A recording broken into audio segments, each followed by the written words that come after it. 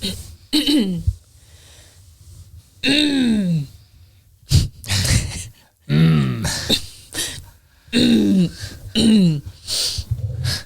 dance. Okay. You ready? Yeah. I feel like there's some silliness in the air today.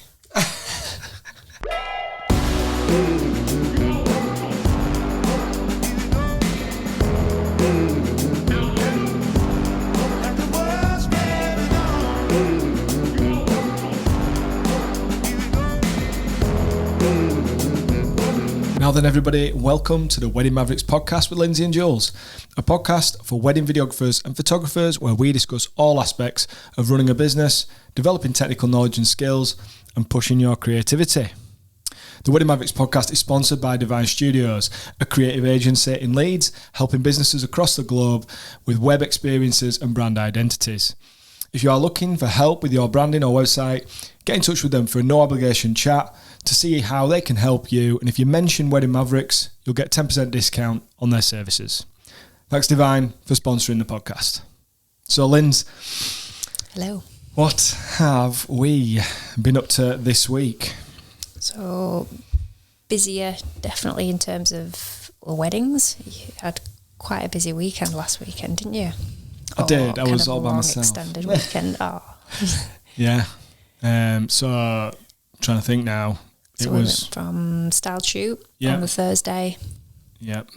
Into Friday, Saturday. Yeah, weddings Friday and Saturday by myself. Mm-hmm. One was video, one was photo, and then on the Tuesday, which is a couple of days ago now, we're recording this at the end of the week, but I was drove over to Scarborough for a wedding on a Tuesday. Quite enjoying the fact that there's all these midweek weddings, because it's like, well, you'd sort of think it'd give you all these weekends off, but it probably doesn't really translate like that. It's nice that weddings are happening on different days. I don't know if this is going to be a change in the industry forever, or whether this is like more of an acute kind of fallout from the pandemic that will only be here for the next year or two, and then things will go back to normal. But I mean, I think we are seeing some inquiries, aren't we, coming through for one the other day for, like, weren't you talking to me about one that was a Monday or a Tuesday, and it was in 2024? That's right. Yeah. Yeah. You know, and I'm not just a tiny little wedding. They wanted like the full bag of mashings, didn't they? So, I guess that's a thing now. Yeah, it'd be interesting actually to just find out, because that's obviously going to be getting steered by wedding venues and their availability. So it would be interesting to know actually. In fact, the next wedding or weddings that we're at, I think we should ask that. We should just talk to the venue and just try and gauge what's happening, because that getting the information from them helps us to kind of plan what it'll look like going forward. Yeah, and I think that's relevant for people, you know, all of us in the industry, because, you know, there's two ways of thinking. There's the way of thinking, well, it's the same amount of work whatever day it is. It doesn't matter whether it's a Friday, Saturday, Sunday, or a Tuesday, Wednesday, Thursday. It's the same amount of work. I don't do discounts or anything for midweek weddings or off-peak weddings, because it's the same amount of work. And there's nothing wrong with thinking like that. But then there's also the way of thinking. Some people will think, well, I'm going to be quiet in that period, and actually if I take weddings on there and maybe fill up the calendar with some midweek weddings, then I can potentially take a couple more weekends off in the summer, which wouldn't normally get to do. Yeah. Because I've already met my financial goals and things like that, and spread it out a little bit more. So I don't know that inquiry the other day that you were referring to. So that was for a Monday at the end of July in 2024. So it's middle of summer as well. Yeah. Crikey. So the conversation that we had was very much around, actually, well, let's weigh up here kind of the pros and cons of sort of doing that, and actually thinking, well, where will we benefit from doing a wedding that's not on a Saturday, on a Monday, but does it increase opportunity for us because it's not eating into to the weekend. I mean, it was some distance away, so if we were to secure that booking, we'd have to consider the travel down south on the Sunday, but still, you know, the Saturday, potentially the Friday, because that's still a popular day anyway, I think, for weddings. You know, it just gives us some more food for thought, isn't it? It is, yeah. Definitely a different way of working. Yeah. And it's Easter, school holidays coming up. Yes. So we're recording this on the Friday, so technically this is our last few hours of freedom for a couple of weeks. Yeah. So scrambling to get done what we can before we know the kids will be with us for the next couple of weeks. But and that in itself, so in terms of the podcast, so we're doing this in the studio right now, but we know for the next few weeks, because at the moment we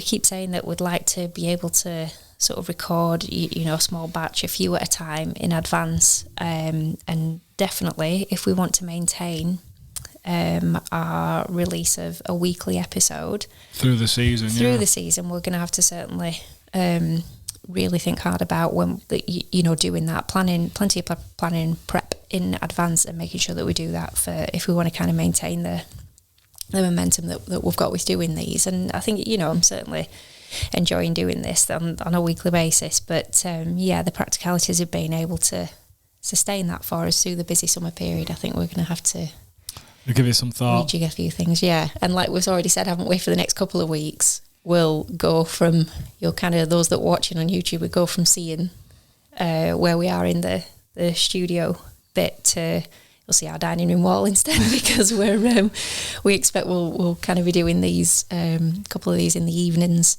when the kids are in the house. When the kids have gone to bed. So this week, what are we talking about on the podcast? We are going to be thinking about how we convert enquiries, how we move from what's an inquiry or a lead, you might refer to it as, to that person or that couple rather becoming a client of yours.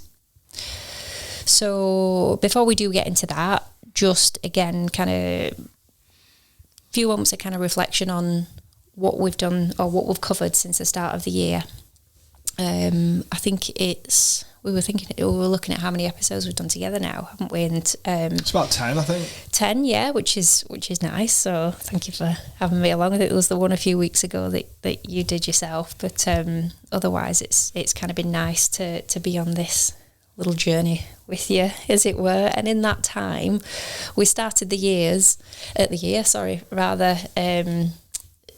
not necessarily a mindset of New Year's resolutions, because I think those are things that are all too often easily kind of broken or forgotten about. But we thought about goal setting, and we were quite honest about the fact that we're coming up to 5 years in business, but it's not something that we've consciously made the time and put the effort into doing at the start of a year.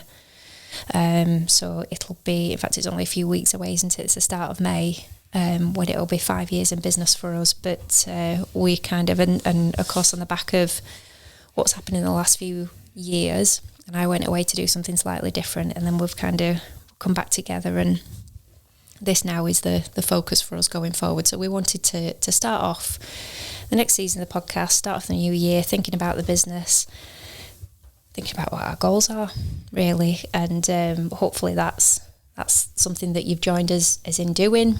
We spent a few weeks there thinking about how much you need to earn to make this a sustainable business for you, what costs are involved in running your business.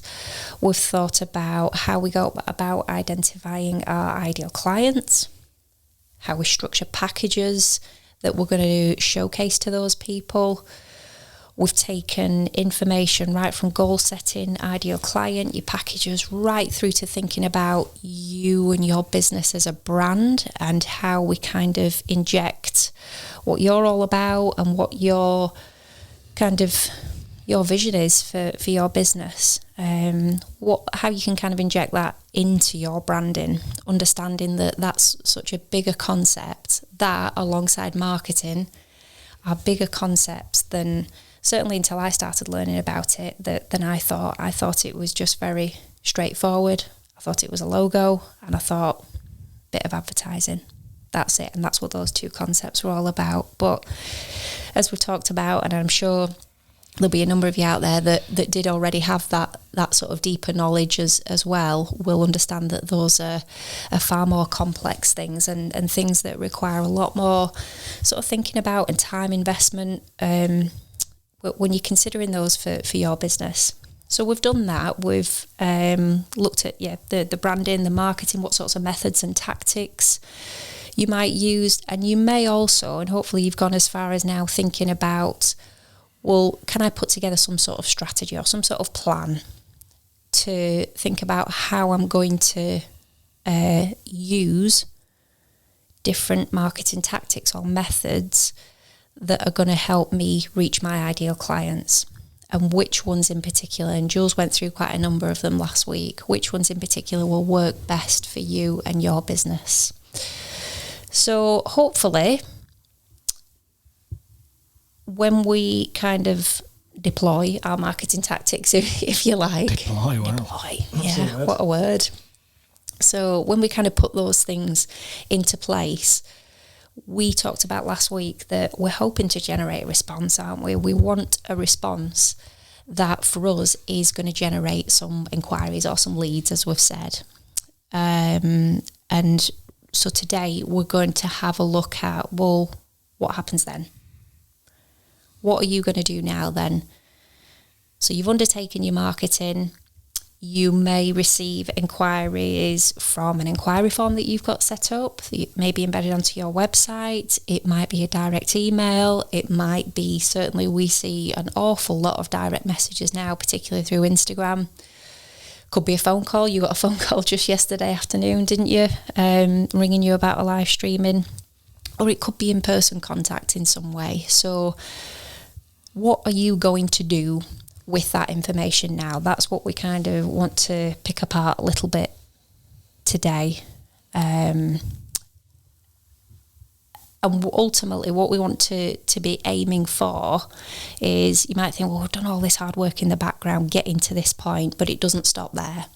There's still a lot of work to do. So what things now are you going to put into practice that we have talked about over the past sort of 10 weeks or so? What are we going to do that's going to help us make that conversion, basically? What's going to turn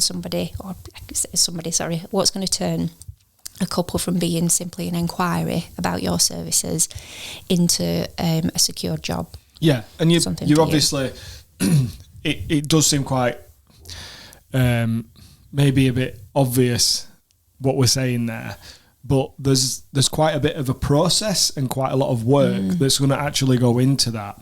And yes, if you are just providing a service, let's say you're providing photography or videography, and you're looking for the most kind of plain bog standard job, the couple that's just looking for somebody to come and stick a camera up and film the wedding ceremony, or, you know, stand there, very traditional style wedding photography, stand there, cheese at the camera, I'll take a photo, here's your, 50 to 100 group shots and a couple of you two together as a couple, and that's it. There's no like kind of real depth to that service or creativity or anything like that. If you're just dealing with that sort of transaction, the fact that you offer a service, it's within a budget, and then you're gonna say, the fact that you offer the service and it's within their budget, if that's the sort of like client that you're looking for, then it's not much to do, because they're just going to basically book you. They book you or they don't book you. They're not particularly bothered. They're not fussy. They just need someone to do that job. I think very few of us these days are actually looking for those clients or looking to run our business in that way. We're all trying to find a more specific type of client because it's based on what we like doing, what we're good at doing, and we are looking for those sorts of clients, looking for those sorts of budgets that they're going to spend those types of weddings. So to be more intentional about your process of turning an inquiry into a booking is important because of how competitive the situation is. Yeah. You're going to be potentially up against, you know, other people offering your service as good as you are. And that's why we talked about marketing and branding, isn't it? Because marketing and branding is an important step, important part of you standing out from the crowd in a crowded place. And for somebody to be like, well, they look like the people I want, but there also might be 5 other people who they've shortlisted as people who they want. So how this process that we're talking about now is how you're going to stand out even more than you already have. Yeah. And I think, thank you. And you said a word in there, transaction. And I remember, from quite early on, we've had this thing about relationship over transaction, because, like you said, there is a place for, and there is an area, a segment of the market whereby you will have not only clients who are, I just want a few snaps, I just want this filming, I just want you to do a very basic job, a few £100, happy with that. And there are photographers and videographers who will service that and who are able to kind of detach themselves from any kind of, I guess, meaningfulness or emotion into that transaction. Because it is just literally a job. Out. Yeah, it's just a job, innit? Yeah. Just do it, turn up, do it, give it, and that's the end of it. But I think, like you've just said, well, I think not just forget how much it costs first and foremost. We're talking about, we're kind of reaching out to a community of professionals who, like us, if you were going to do this as a full-time job and you want to do this for a number of years, surely it has to mean something to you. You know, it's a creative profession after all. And, you know, weddings, it's a repetitive thing, isn't it?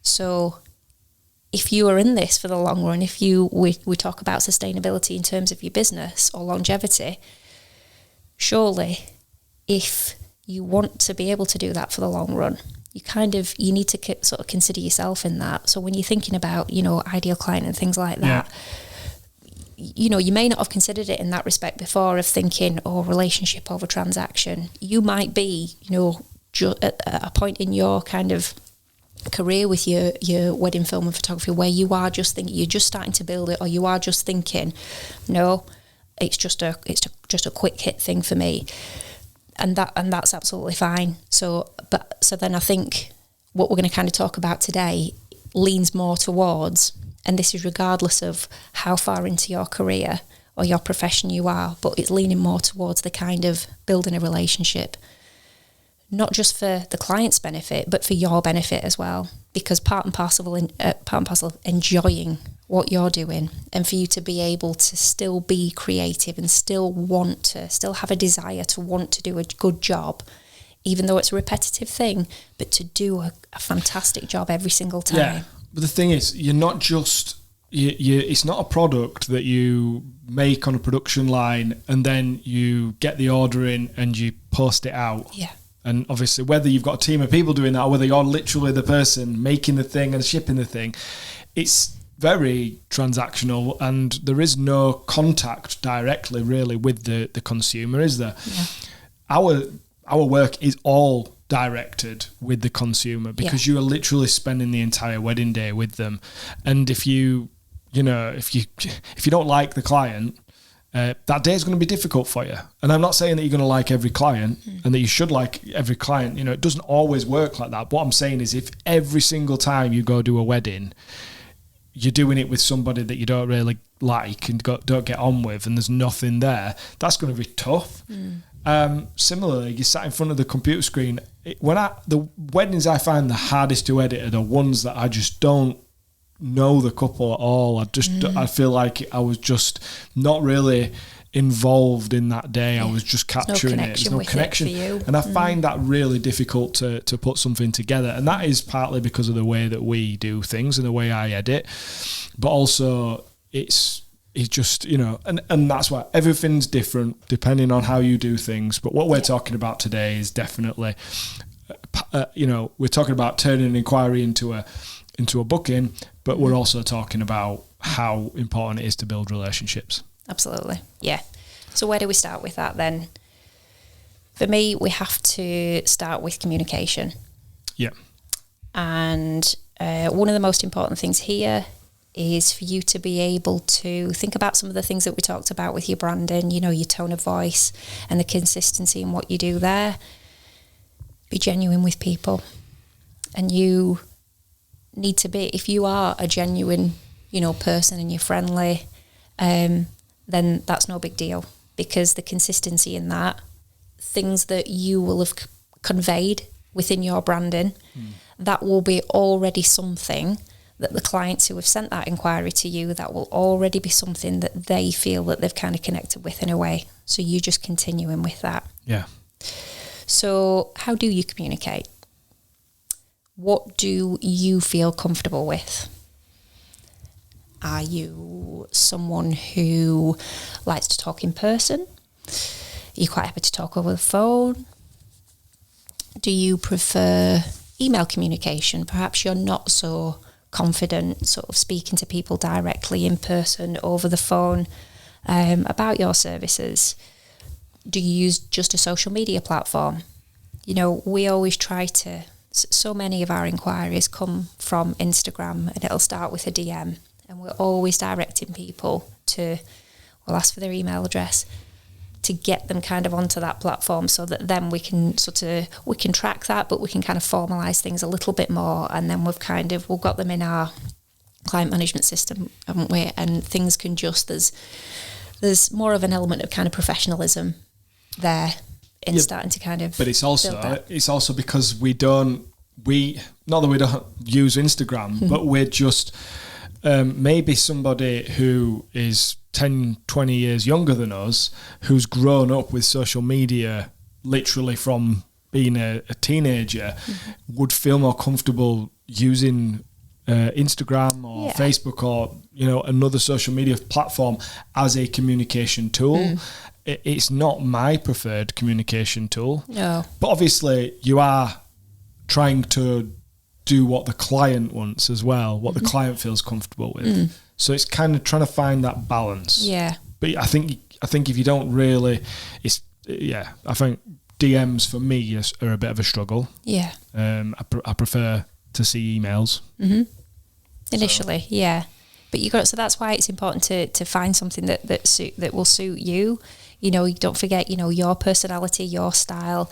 Let's not start to kind of pretend to be something that we're not almost. They've made that inquiry, so let's deal with that in a way that best suits you and that you are going to be able to be consistent with. That's it, isn't it? You'll hear us say the word consistency a lot through this episode, because your communication in general, if it's inconsistent, it'll freak people out.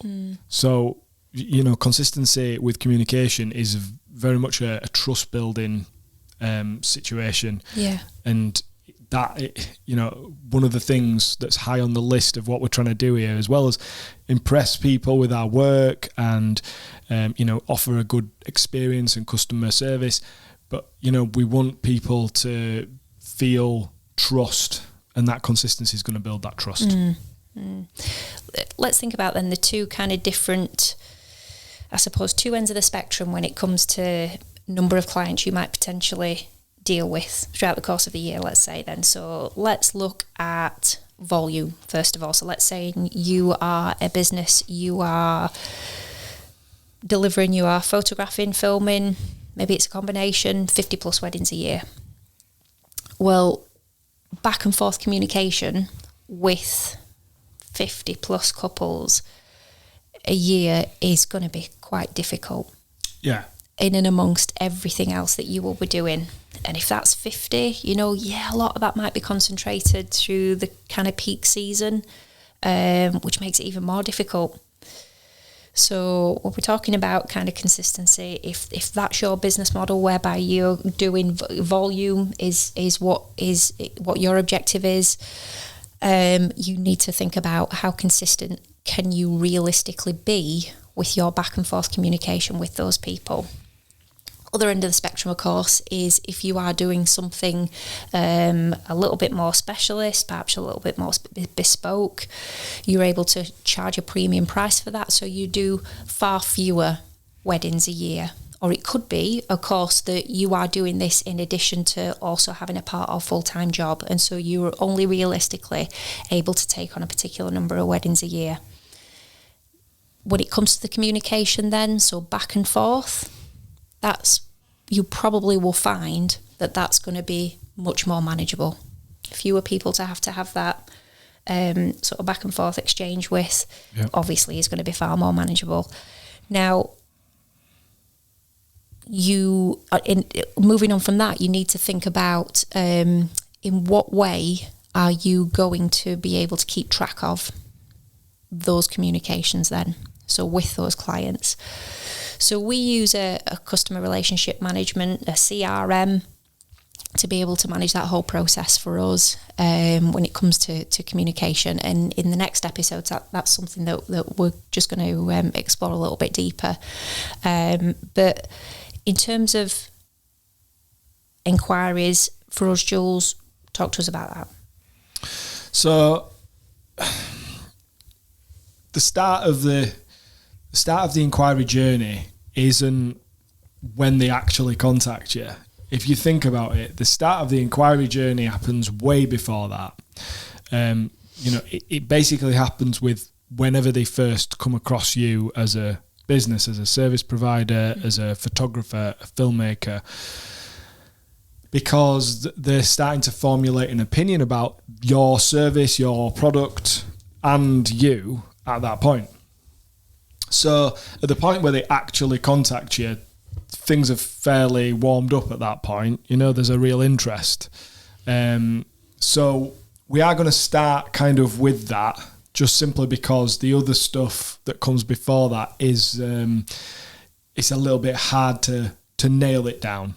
But as soon as someone contacts you directly, you know that they're definitely interested and that there's a chance you might end up doing that wedding.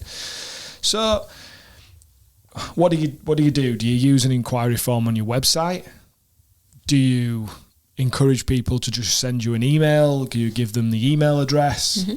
Do you want to receive a phone call or a text message or a WhatsApp? Or are you mainly working on the kind of presumption that they will see you on social media and contact you through DMs and stuff? Because I get that we're not from that era, but I do see so many people contacting us on Instagram, direct messages and stuff. And it used to happen on Facebook as well when we were sort of busier on there, because I think that's just what people have grown up with. It's all instantaneous, isn't it? Mm-hmm. The fact that you would have to come off Instagram or Facebook to go and look at the website, to then find a contact form, to then fill out the information.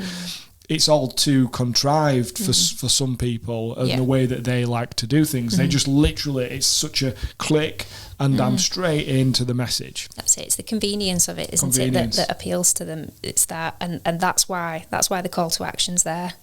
Yes. And that's useful. It's useful for those people to be able to contact you instantly. From our perspective, it's not useful for the back end of the business, as in trying to manage all that communication and what have you. So for us, we always are trying to direct people to the inquiry form on our website. Again, we're not going to go into the depths about the inquiry form right now, but essentially the inquiry form is linked to the CRM that we use. Not everybody's is going to be like that. A lot of people will just use a standalone form, the information will come through, and then they'll do whatever they do with that information.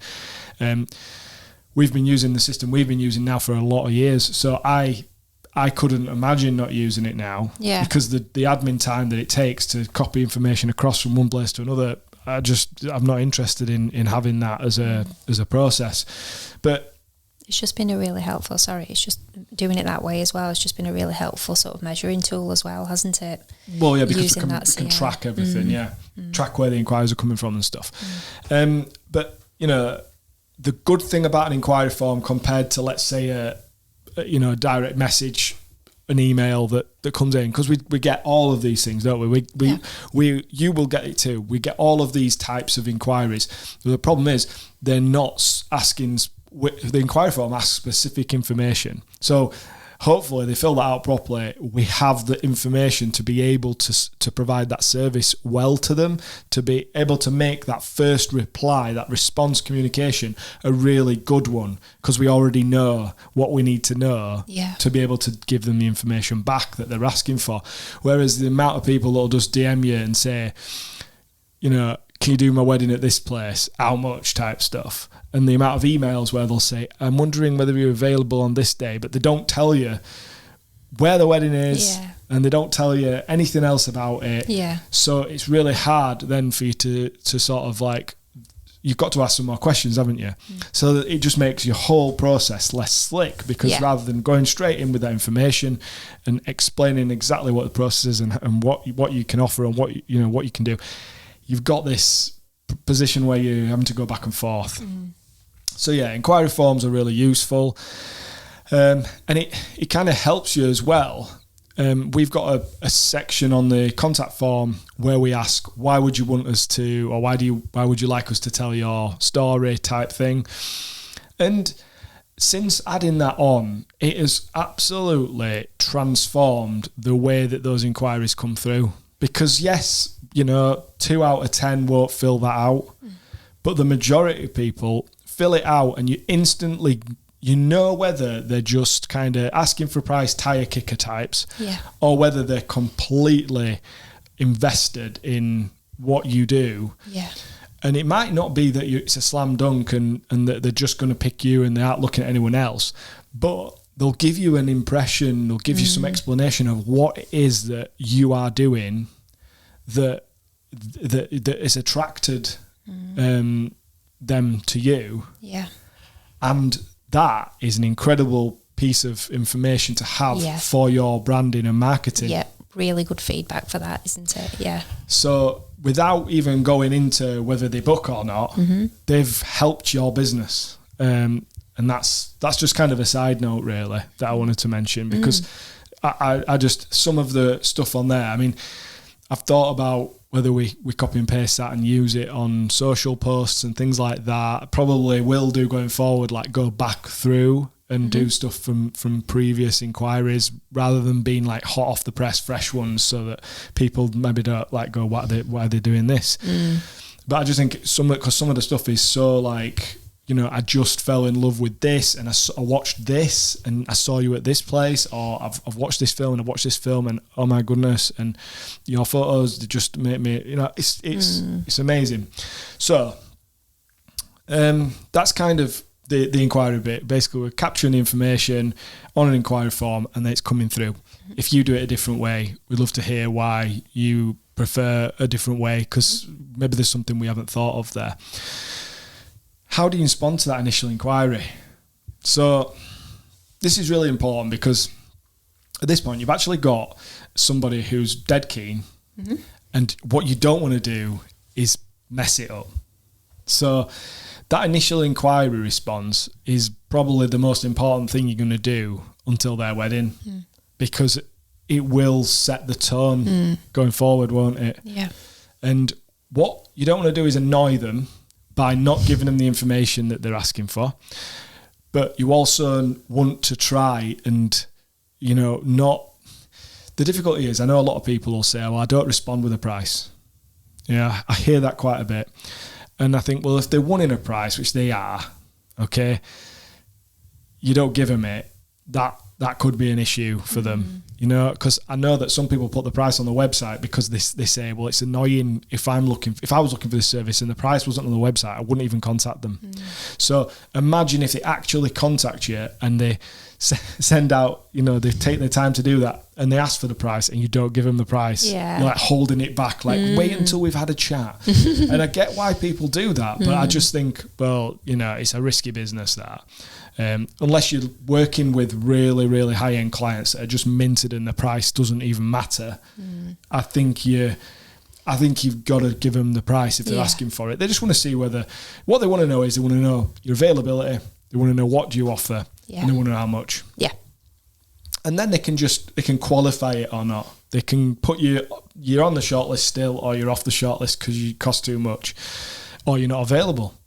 So, that's important. Definitely. So basically that's what we're responding with on that first thing. We're responding with the first line of the email is, yeah, we're available. Mm-hmm. The next bit is explaining a little bit about what we kind of do, who we are, in case they haven't taken the time to read that on the website. Very, very brief, one paragraph type thing. Mm-hmm. It's offering them a call so that we can get to know them better. They can get to meet us.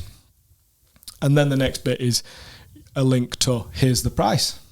And then what's the process if you want to book? So that's basically what our initial response says. Yeah. And a lot of the information they could get off the website or your socials or whatever.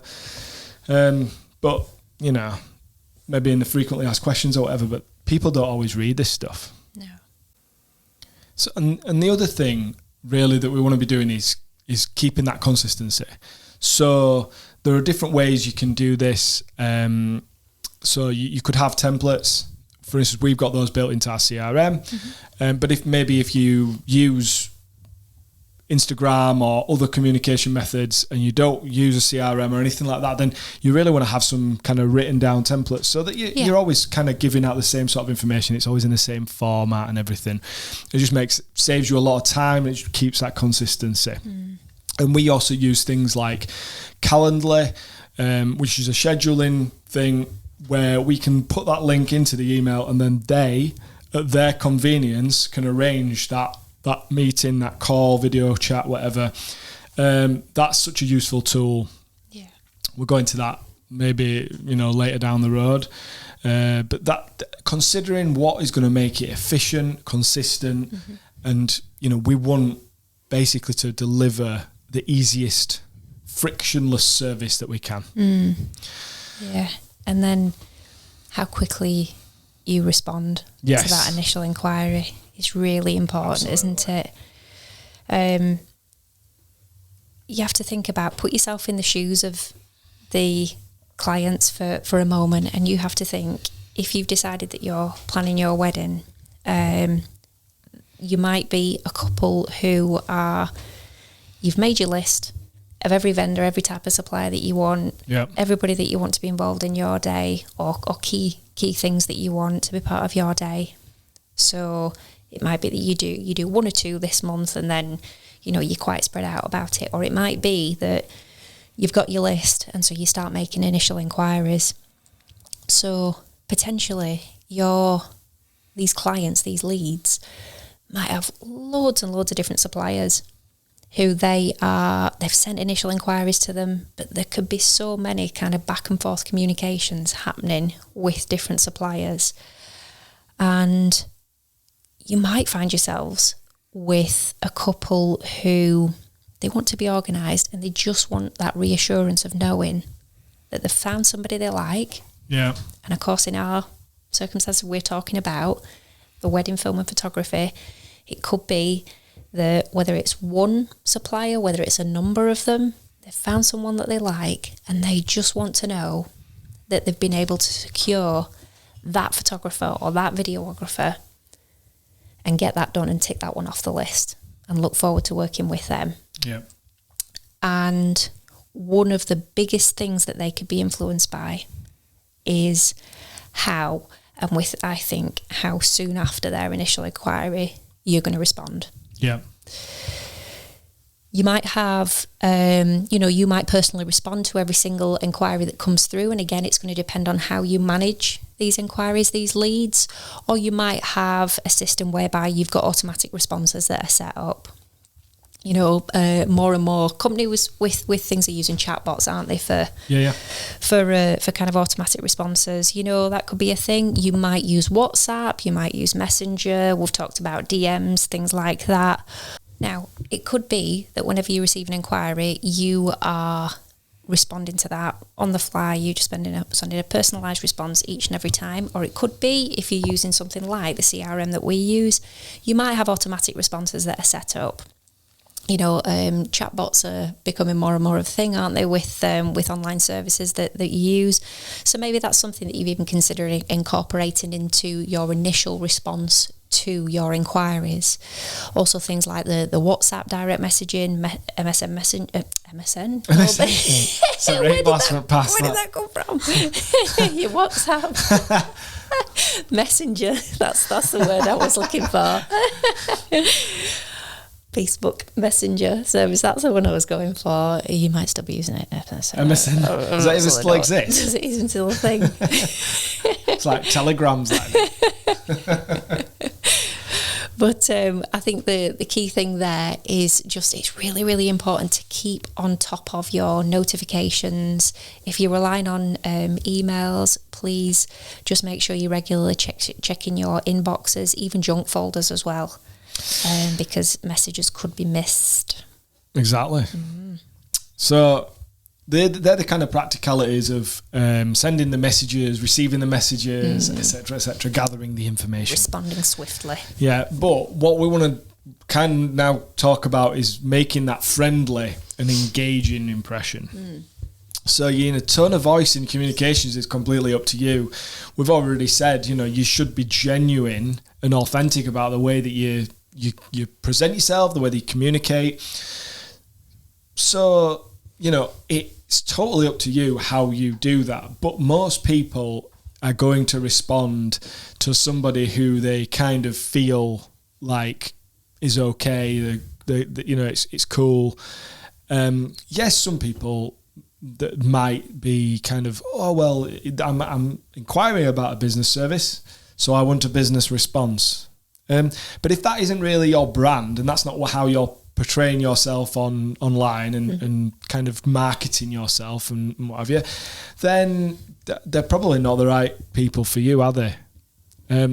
It depends who is the right person for you. It depends what sort of person you are. Maybe you're very proper and you want that to, come across in your communication. So you should do it that way. For us, we prefer to use a professional but informal voice, because that is kind of who we are, and that is going to be part of the service we deliver. So it's a very personal service. We're not dealing with other businesses. Yeah. We're dealing with people, and people have to like people buy from people, and we're proposing as our kind of USP, part of our USP is, a very relaxed and friendly service. We're not using industry jargon. We're not too serious in the use of our vocabulary. We use words like hi instead of dear. We use words like, best wishes or speak soon instead of yours sincerely or yours faithfully or whatever. We're not writing a business letter in here. So I always use good day. Good day, day, mate. Good day to you. All right. Yeah, not good day. You're not just turned Australian. Good day. No. Okay. So, that's the sort of thing you need to think about when you are crafting these messages. Again, consistency. If you've got a template that you use and you just change parts of it depending on the couple, that's a much easier way to keep it saves you a lot of time, but it's also a great way to keep your tone of voice consistent as well as everything else. And asking questions in that response. And when you're using that tone of voice, asking questions in response to show a genuine interest in their plans, making reference to things that they've mentioned in their inquiry. That's right. Yeah. Things like the venue or their dog or their kids or, something quirky about their relationship or their wedding day plans. If they've mentioned that in the inquiry form or the initial contact, they want you to know about it for a reason. Why would they bother writing it if they weren't wanting you to know this is who we are, this is what we're about? And if you brush over that and you don't say, hey, I've clocked what you've said there and that sounds amazing, right? If you don't do that, then you're missing that relationship building. And that is going to be key to the next bit. They've got that response. they're going to click and find out how much. But if you want them to make that call or you want them to book, they're going to need a bit more than that, potentially. So showing that interest, genuinely. So that leads nicely into what is your call to action or proposition. Yes. At the end of the day, we're running a business and we need them to book so that we can make some money, so that we can do our job and make some money. And as much as we want to give that personal service and we want to be building those relationships, this is a business transaction as well. So if we don't steer things towards, here's how to book, we would like you to book, we're not really, this isn't just a chat, is it? We're trying to achieve a goal here. So we need to make sure that the information we're providing is moving things in that direction. Whether it's going to happen or not, we're not there yet, but we want to make sure that they've got all the information that they're looking for so that they can start making that decision. Whether they make that decision quite quickly or whether it takes weeks or months, let's be honest, we'll have all received an inquiry. I can't even believe it sometimes when people come back to us months down the line. You think that's gone, and then they'll just turn back up in the email box and be like, really sorry, this happened, that happened, we've been really busy, wedding plans took a back seat, we want to book, can you send us that link again, it's not working, or something like that. And it happens quite often. So, you need to basically set out the information and you need to set out the process of how they take action next, what's next. And we do this on the initial inquiry simply because they might be ready to make that decision and we want them to be able to do it. If they're ready, we want them to be able to take that action straight away without any friction. We'll go into that in the next episode because we're going to be talking directly about that. But, we want to, if they, for instance, aren't ready to make that, we want to make sure they've got everything that they need and that we can reinforce that later on. Yeah. So providing that opportunity to take action, we don't need to go loads of detail into it with them. We just need to say, if you want to book a call, this is how you do it. If you want to meet up, this is how you do it. If you want to book, this is how you do it. Yeah. That's it. And you mentioned kind of reinforcing something as well, because you'll have a real split, won't you, of people who, because that initial email has got all those kind of boxes in their mind that they're wanting to tick of, like you said, availability, cost, can I chat to them, how do I book, what's the process, what's the deposit, all that information's within that initial email. And so you might get a proportion of people who just follow that to the letter, and then next thing you know, you're getting a notification saying so-and-so has accepted your quote. Happens a lot more often than you'd expect. Yeah. But then for some people you don't, and for some people it will take them a little bit longer in their process of planning to make a final decision. Yeah. And so what do we do in respect of those people? Because it was still a genuine lead that's come through to you, it was still a genuine inquiry. So what do we do? Do we think, well, they didn't book right off the bat, so I'm not interested, take my business elsewhere? No, of course not. We're going to think about how we follow up, or we should be thinking about how do we follow up. So ask yourself that question in its own right. What do you do there with the people that aren't quite ready to book perhaps, or haven't made a decision yet off the bat of your initial inquiry? Please don't forget, like Joel said a few minutes ago, people buy from people, okay? We're dealing with human beings here, so people are busy, okay? So they might have entered a phase of wedding planning, but people have lives outside of that as well, okay? And we could be dealing with people from any number of different sort of demographics. Can't speak today. Demographics. It's when I try to use an intelligent word, I think. What was it, Messenger that got me before? So, no, we just could be dealing with people, we have to appreciate that people are busy and have other things as well in their day-to-day lives that they are doing. So if you don't hear from them straight away, don't be deflated by that, don't be despondent. You know, it could be that they are going to get back to you, but it's just not perhaps as rapidly as you want to be able to fill up your calendar. So how do we then, the next question would be, how do we then gauge what's the right number of times to follow up with people? Because the last thing you want to do is just become a pest. Yeah. By doing it too much. And also for how long? So how many times and over what period of time? And I know that's something that we've kind of over the years we've made adjustments to, and we're always kind of tweaking in a way a little bit. We've played with it, haven't we? I remember one person directly saying, you know, I've received quite a few emails from you in a short space of time. I'm not impressed. Yeah. And I remember having to I was a bit annoyed, and then I had to take myself out of the, you know, and I just, it basically made me change the sequence, tweak the sequence of how often the follow-ups went out because of the feedback, and that's not a bad thing, you know, that's how we should be kind of adjusting as we go along.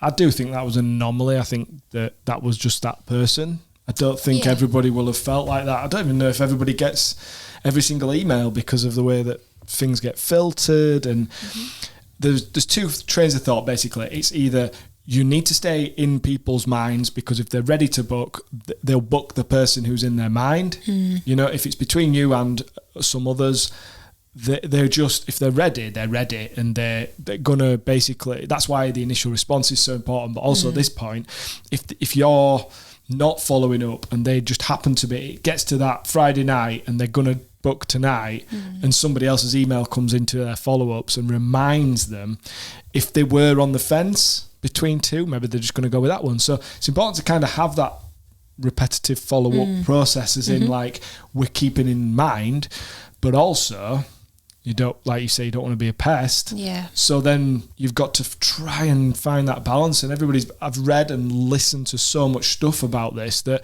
there is no hard and fast rule. It's industry dependent. You know, the best way I can think of it is try and think about what you would expect.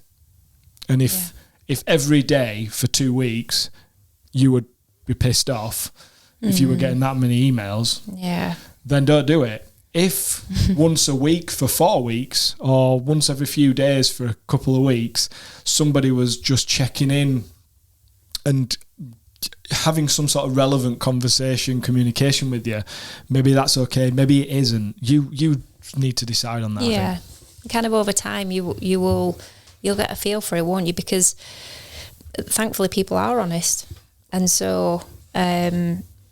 We, like you said, we had that person that sort of fed back to us that was just a little bit too much for their liking, and we didn't get the chance to work with them. So we kind of we learned from that. I don't think we were going to anyway. Like, I don't think it really matters. But still, I think that was the reason they didn't book. It's just it's good to know, isn't it? Because we might not think of ourselves as needing to think about customer service, but we do. That's huge. We're talking about relationship building here because from this point, so from receiving the initial inquiry, if that person then books with you to the point of actually arriving at their wedding, doing the film or photographs, and then what you deliver afterwards, somebody might book you 2 or so years in advance.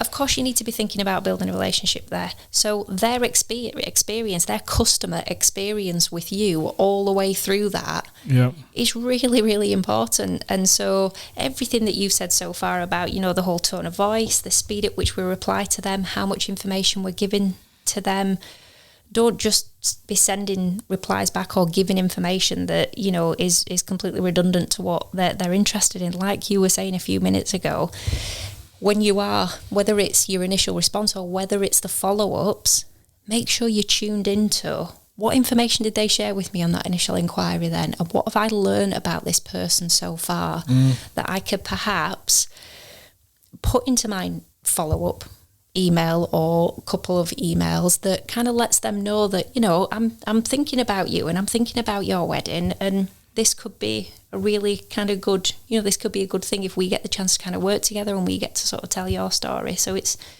has to mean more to you as well, I think, within your follow-ups. Yeah. So when you're structuring any follow-up emails, particularly if you're using templates, and this is the thing where, and I know we'll talk about the CRM, as you've said, in the next episode, but, you know, you've put some real effort into those follow-up emails over the past sort of 18 months, 2 years, in making sure that it's not just, have you made a decision yet? Hey, it's been 2 weeks since you sent us an email. Haven't made a decision yet. Can I help? Do you need anything more? Completely the wrong way to be going about your follow-up. So please, you know, think about that and think about how you can kind of track as well. Keep a track of how many follow-ups people are receiving.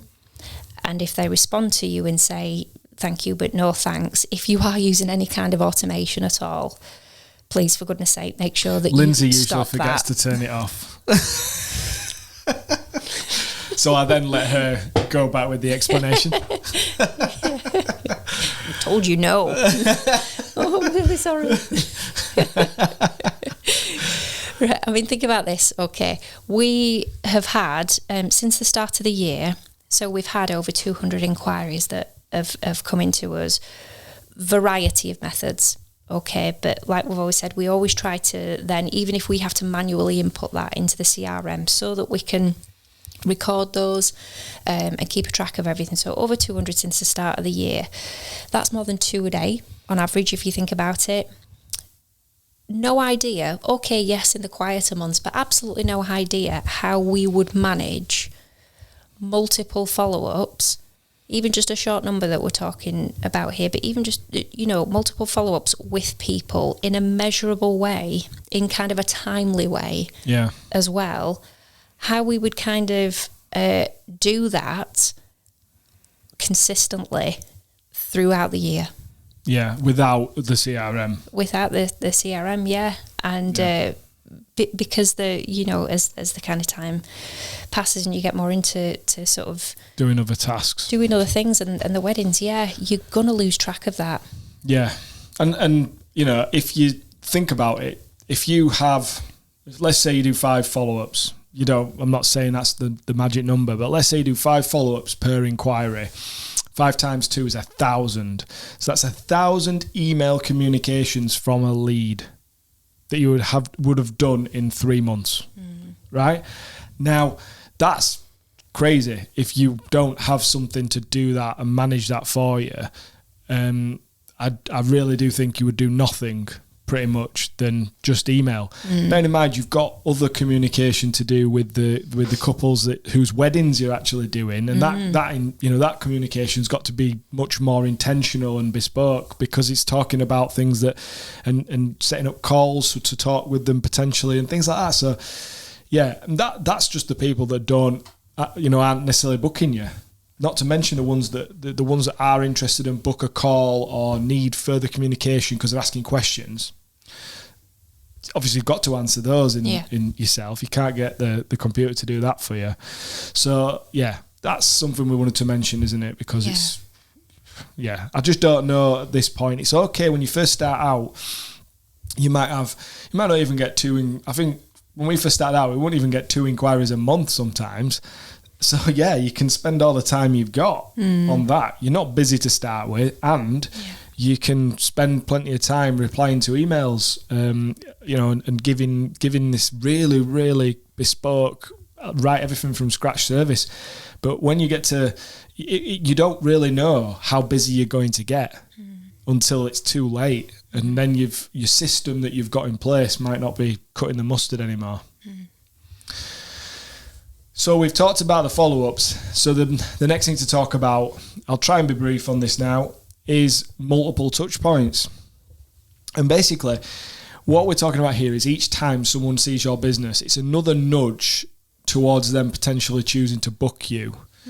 You know, there's a lot of people that will interact with your business that they're not even getting married, they might already be married. There might just be people who follow you for whatever reason. They might be friends and family. They might be random people who like watching wedding films or looking at wedding photos. Who knows?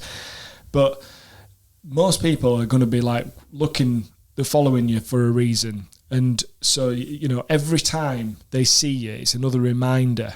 So, and there might be people who potentially will stalk your brand for years.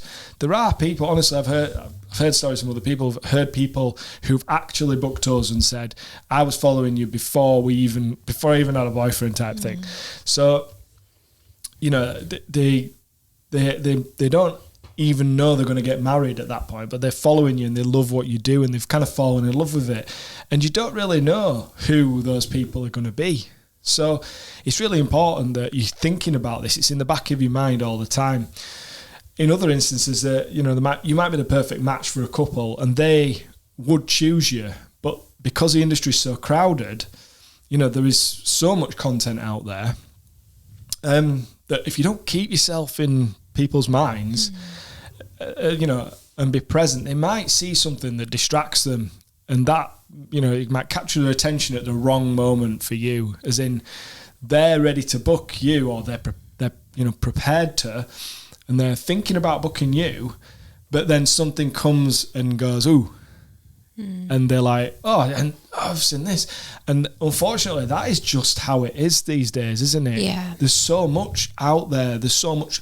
Everybody's good, and people's the way that people's tastes are is that it can be literally like, I like this, I love this, and then they see this other thing, and then I love this, and it could just be timing, So it's important that you're constantly thinking about keeping a presence. So creating multiple touch points throughout your business, using your website, your email sequences, your social media, your word of mouth, and your presence at weddings or other events or style shoots, showcases, wedding fairs, or any other marketing materials. Could be, listing on directories and blogs and things like that.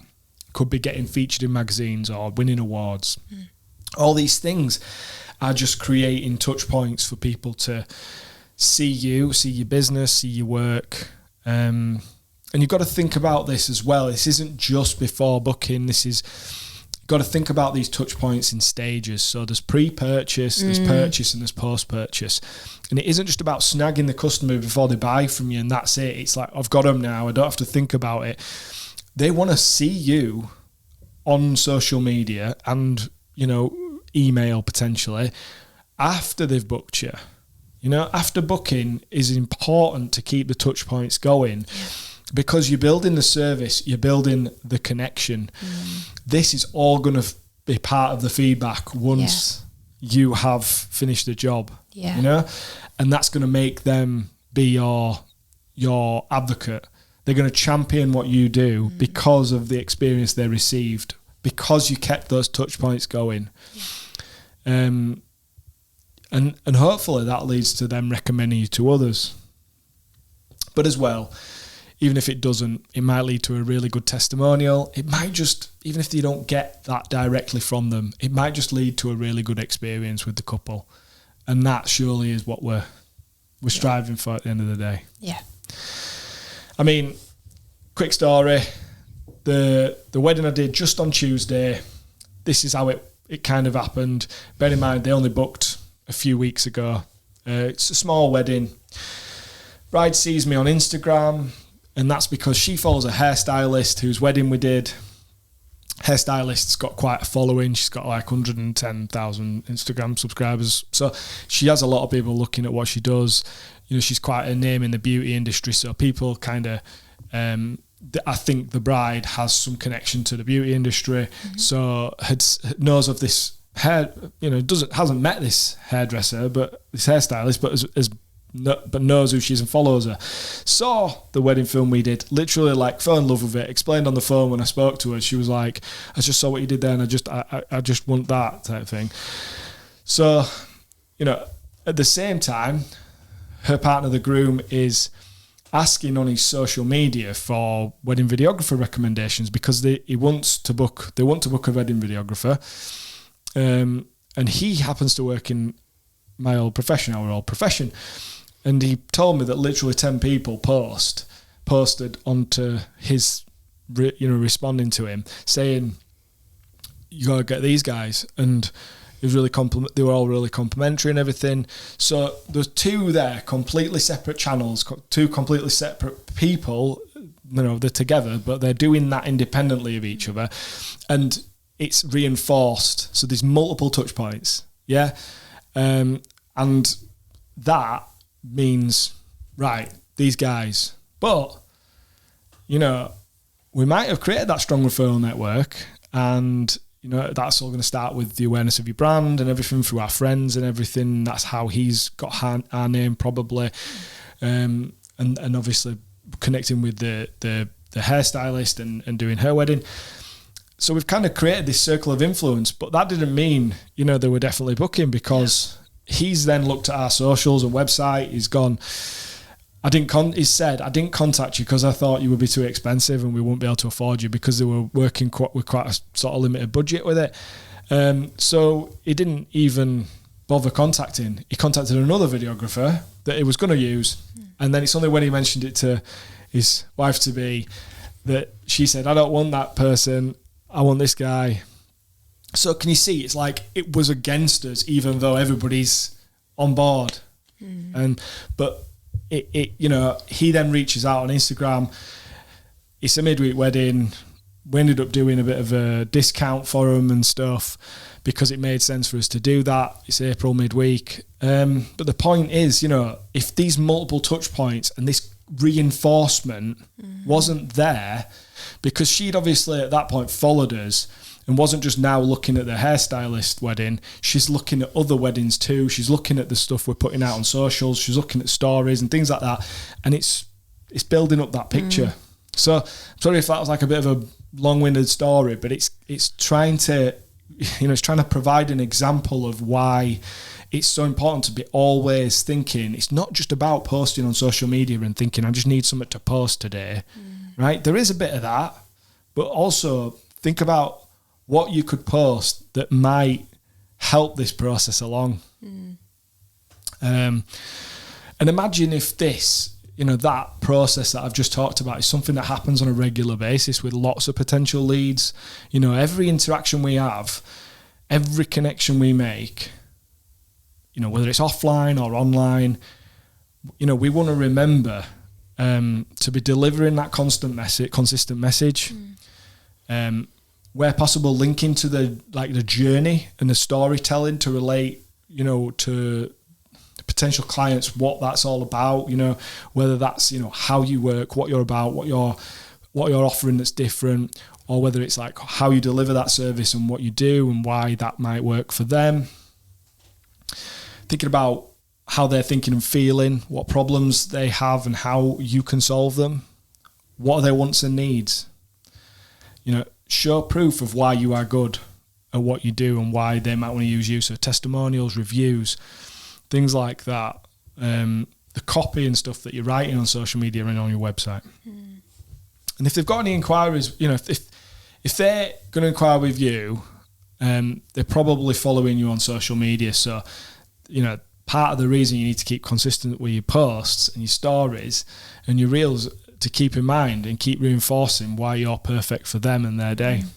It's kind of like it almost gives an additional dynamic to your About Us page on your website, doesn't it? It's like your socials need to be constant abouts. Yeah.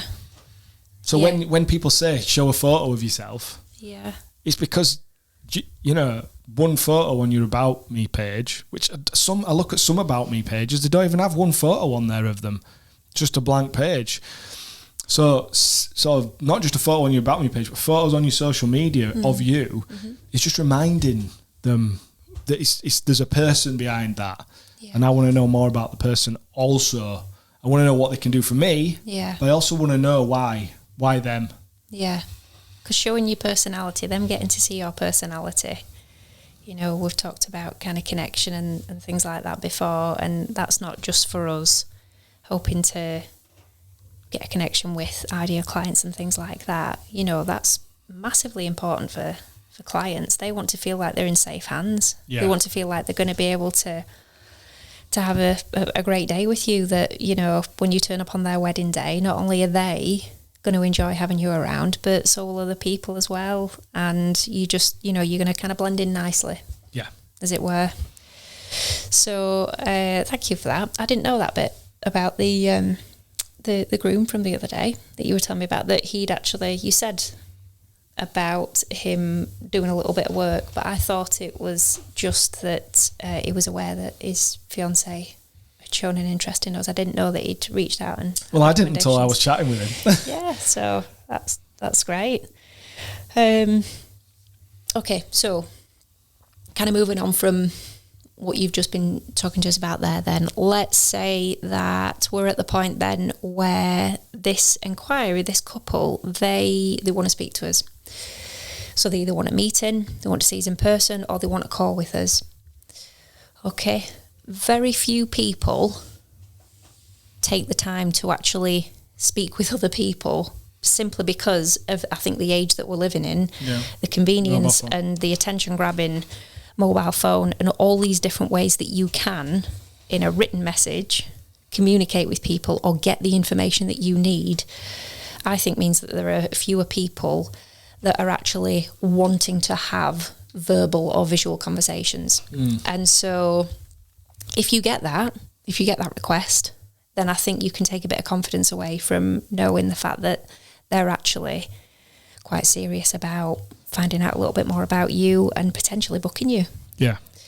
But lots of people will, of course, simply keep it with that email or that social DM or other type of message to just kind of have that inquiry with you. But just please bear in mind then, if they are reaching out, and whether they decide they want to just keep it written with you, they might be a little bit shy, reserve themselves, or they've said to you they want that meeting or that call, you need to have your ducks in a row. You need to be organised and be prepared, because this could be your opportunity then to secure that booking with that couple. Okay, so if you don't feel comfortable just kind of off the cuff ad-libbing, you know, you get someone on a phone call, or maybe it's a Zoom call, if you're really confident in what it is that you want to convey to them, chatting away with them, then that's great, and you go with that, because you will no doubt kind of feel comfortable in that, which is great. Oops. You all right? Choking myself. Just choking. Edit that bit out. However, if you're not sort of wholly comfortable with kind of ad-libbing like that, no harm at all in making yourself a little script. So it might just be a few little bullet points on a sheet of paper for you, or up on the computer screen, just to kind of help you stay on track through the call. Make sure that you're covering everything that you need to cover with them, because you want them from that call, you know, they could be kind of 60-70% of the way they're ready to book you. They get on a call with you, well, that gets them up to about 90%, but actually you'll have a proportion of people who by the end of that call, I will say to you there and then, yep, want to book you, let's do it.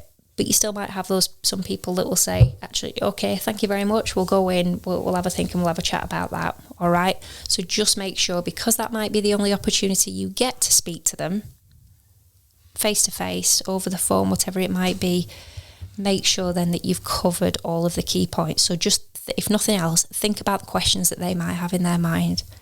Think about, there might be aspects of what you've not covered in your initial inquiry response, or in those follow-up emails, or that you have available elsewhere on your website. So think about possible questions that they might come up with that they need to ask you. But having that will kind of keep things on track for you through the call. And it won't leave you feeling silly if there's awkward silences and things, you know. No. We can't really talk about how to do a call in this episode. It'd be quite a big topic, but it's, you know, there's an art to speaking with people, and an art to selling yourself or your service, your product. We're not suggesting we're, the experts at it. We've worked in jobs where we've had to do a lot of speaking with people. So, that helps. You might be someone who's quite shy and doesn't like having to do a face-to-face conversation in like a bit of a controlled, awkward way. So having a list of kind of questions or things to cover helps you to prompt you to know what to say. Yeah, I think the key is to listen as well. Yeah, absolutely. Well, I mean, people love to talk about themselves. Yeah, but I mean, and that's okay, because don't forget, we're speaking to people here who are really giddy and excited because they're planning their wedding. Yeah. And so they might be on the phone or on a call with you, and they're so excited about that because they might be that person or that couple that have been following you for ages. Okay, so don't kind of take that for granted. Really listen to what it is, in and amongst all the giddiness and things that they might be asking you. Make sure you're paying attention to what they're saying. If you need to jot things down, I know that we do that so that you may kind of come back to it later on in the call, then please make use of that, because as well, you need to be asking open questions when you're talking to them, because the more information that you can kind of derive from them in that call, gives you opportunities to kind of respond. And I think because we've been looking at things to do with marketing and such like in the last few weeks, a big part of that and a big reason why people will buy from people is because they're after a solution, and you could have one, it could be the bride, it could be one member of this couple who's really giddy and just really wants you to do this for them and is asking all the questions, and then the partner might just be real subdued in the background and is kind of just along for the ride because actually they're quite shy, and underneath it they actually have some concerns. They've got some reservations about, because they don't want having the photo or video taken. And if they've never experienced it before, then what they've got is potentially built up in their mind this kind of perception of something that's really in your face, really obtrusive. So you need to that's why the Zoom calls are a really good thing, because you can check the body language. Yeah. So ultimately what you're wanting to do, don't just make it all about one person on that call as well. Get what you can from them, but make sure you're addressing them equally. And I know that we consciously do that, making sure we obviously will know the person who's inquired's name, but making sure that you know the other person's name as well. And you've got the giddy one and you're getting information out of them, but make reference to the other party as well. Ask them about that, what they're doing, what are their thoughts on that, so, you're getting on with this, and what do you think about that then? Make sure you're including them as well. And if it's the bloke who says, I don't like having my photo taken, just say, neither do I, mate, but we've got to do it one day, haven't we? We've got to do it for this one day, make them happy. Which is a lie. I love having my photo taken. Yeah. Big what I would say though, so you're going to be injecting all this kind of energy into the call as well, and wanting to make sure you're picking up on the things that they're saying, but stop short of please becoming a pushy car sales person. Yeah, because it might just be a pushy car salesman. I always wanted to be a car salesperson. Remember when I went for that? I do. Yes, I do. Yeah, I do. It's one on the list. Maybe if this don't work out. But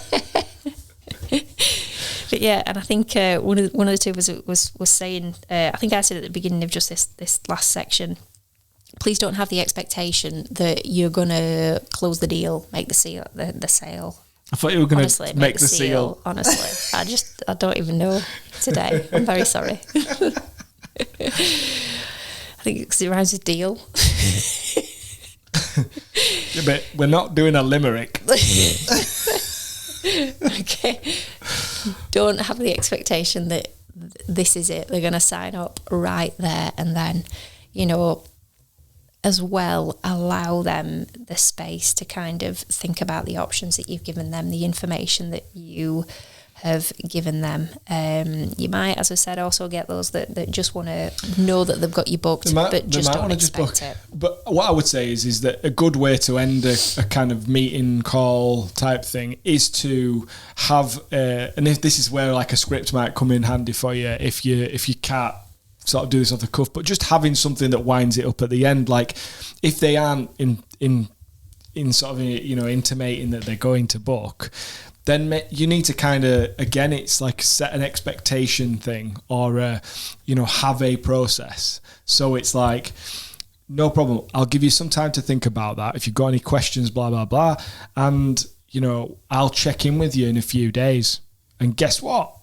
We've got a follow up for that as well, because that's really important. So the next thing is having a process to book.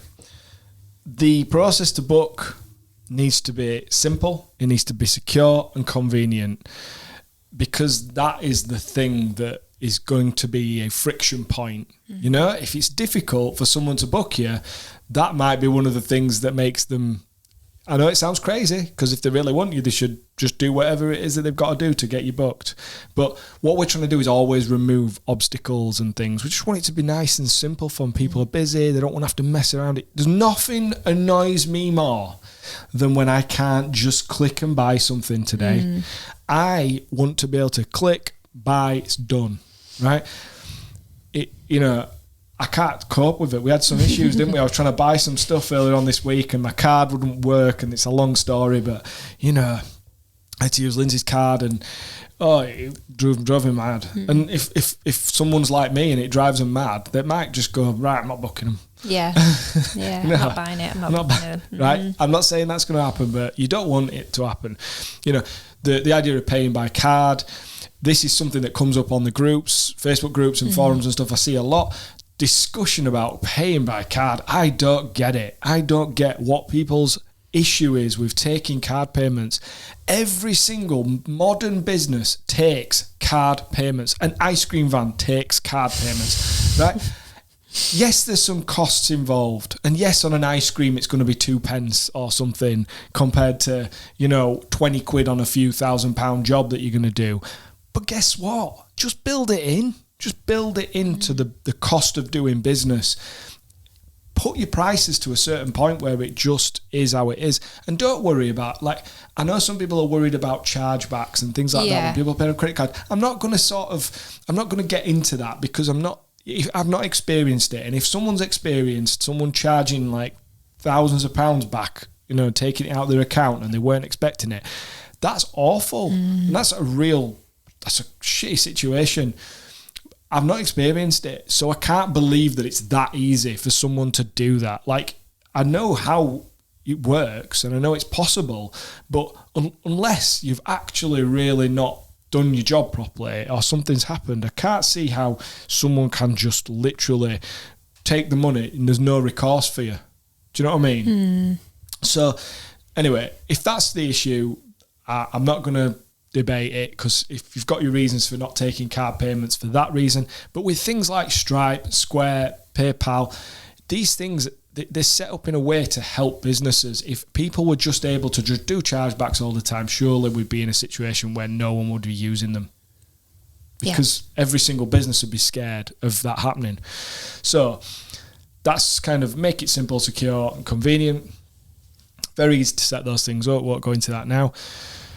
Quotes and a booking form. So the process of, we basically use the CRM system has the quotes, and the booking form is kind of built into all this. So it just does it for us.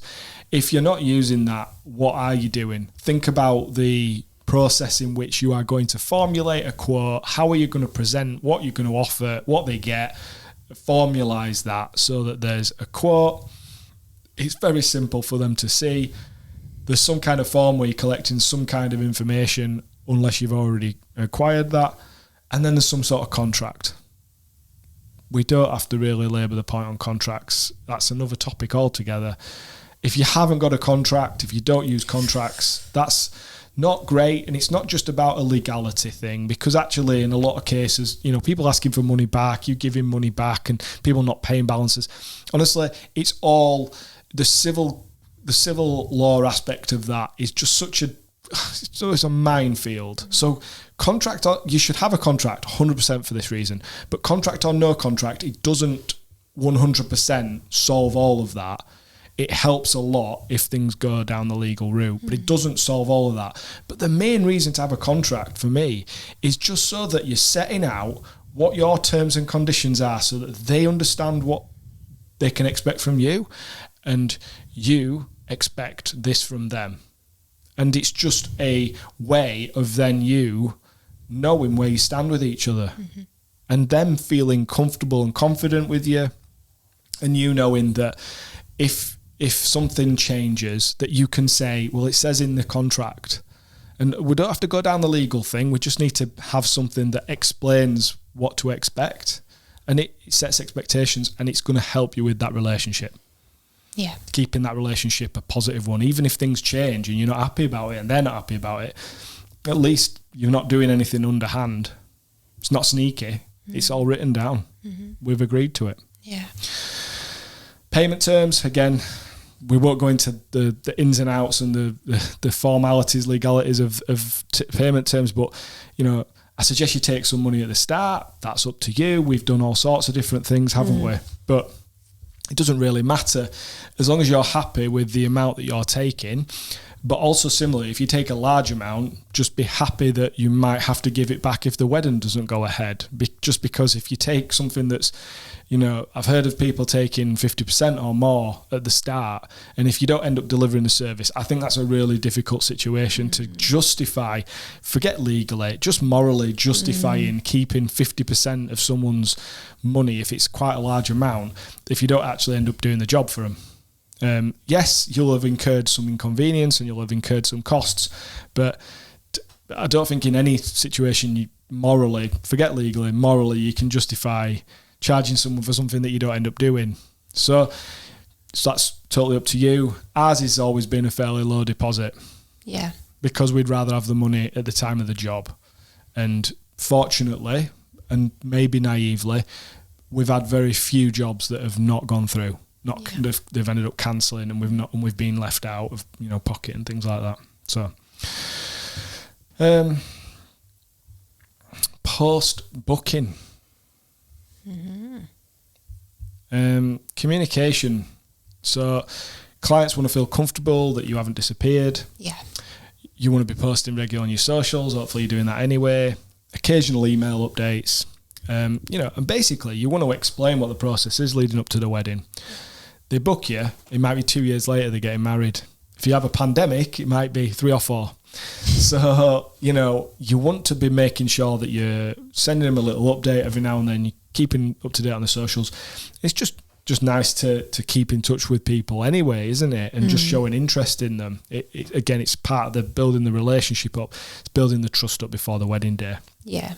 You've got to make things easy for them. Yeah. Haven't you, along that kind of journey as well? And if you think they might have a question, like, when are you going to contact me about my wedding? If you think that they might be thinking that, then they probably are. Yeah. So just send everyone an email whose wedding it is.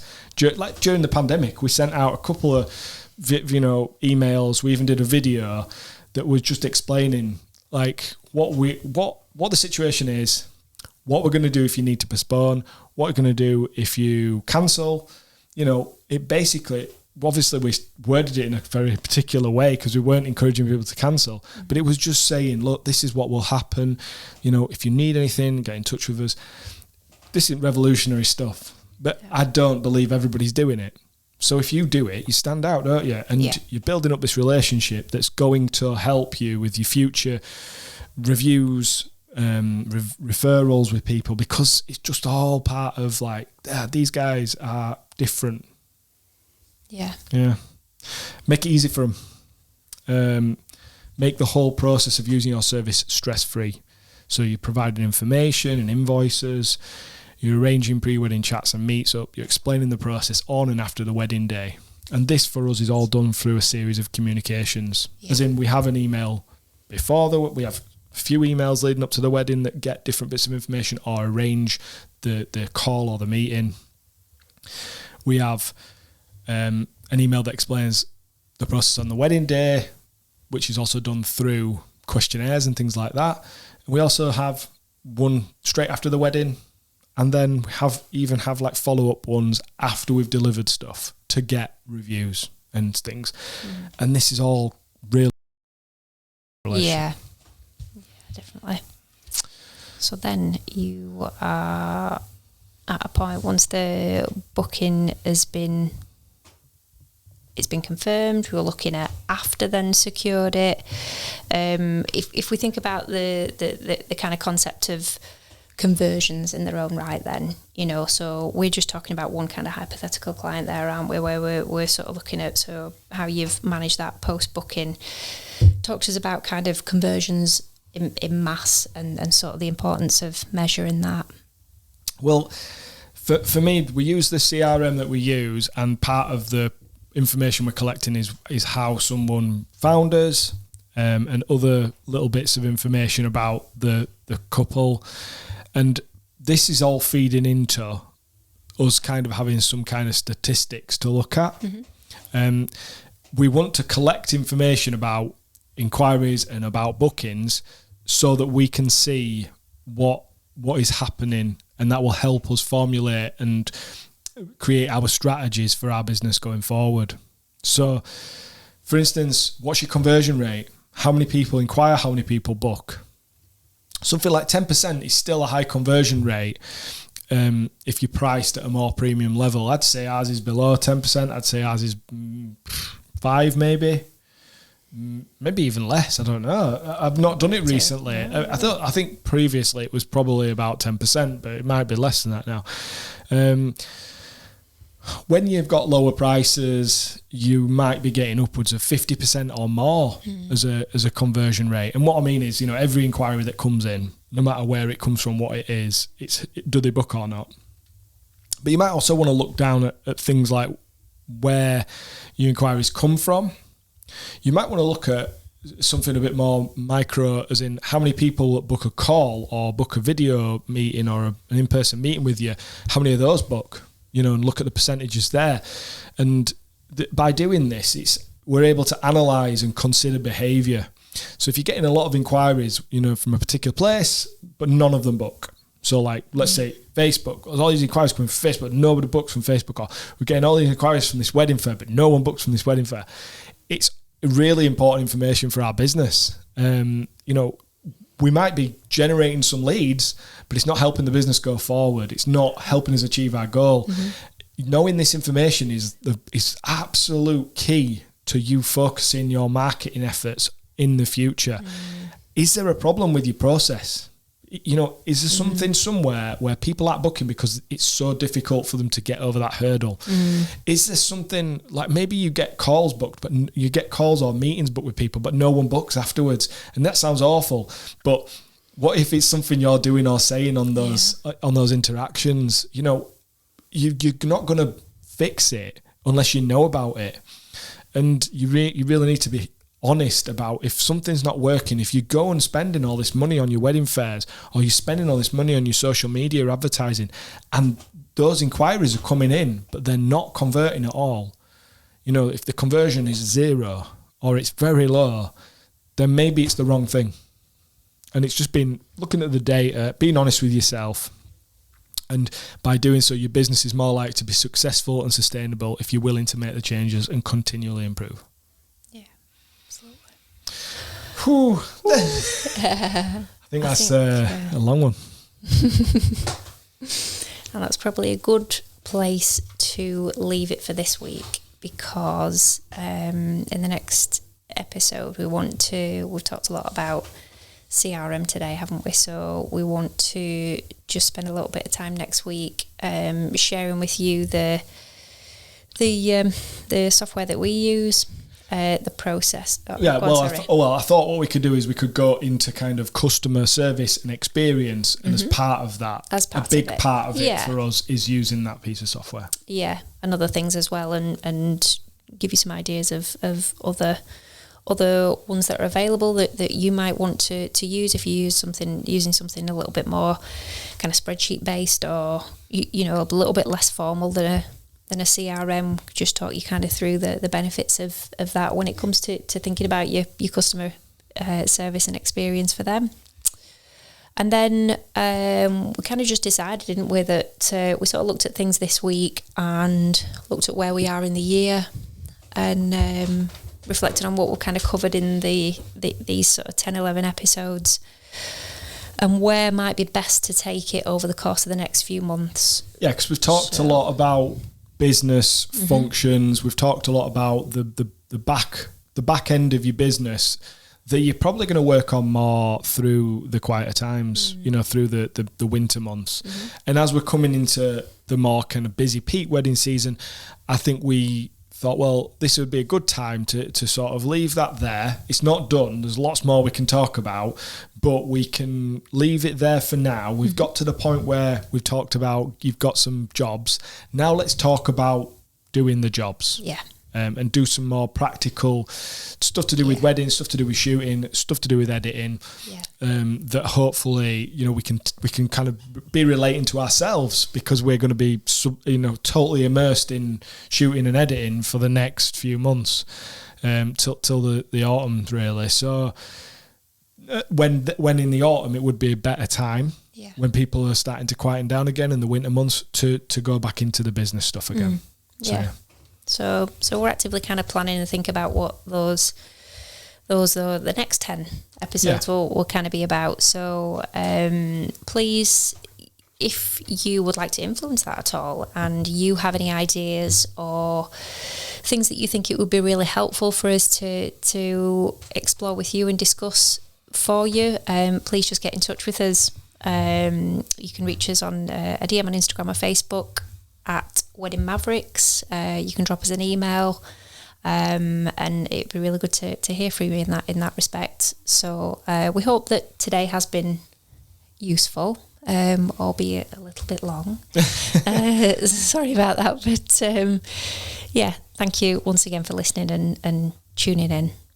Yeah, please follow us and subscribe if you're watching on YouTube. Follow the podcast on wherever you're getting your podcast from. If you want to check out the website, it's weddingmavericks.com. Thanks to Divine Studios for sponsoring the podcast, and we will see you in the next one. Take care, everyone. Bye.